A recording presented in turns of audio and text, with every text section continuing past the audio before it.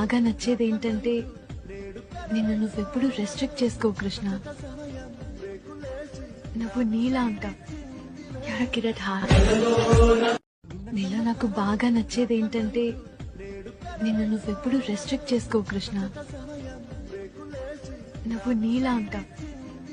కిరట్ hour నీలో నాకు బాగా నచ్చేది ఏంటంటే నిన్ను నువ్వెప్పుడు రెస్ట్రిక్ట్ చేసుకో కృష్ణ.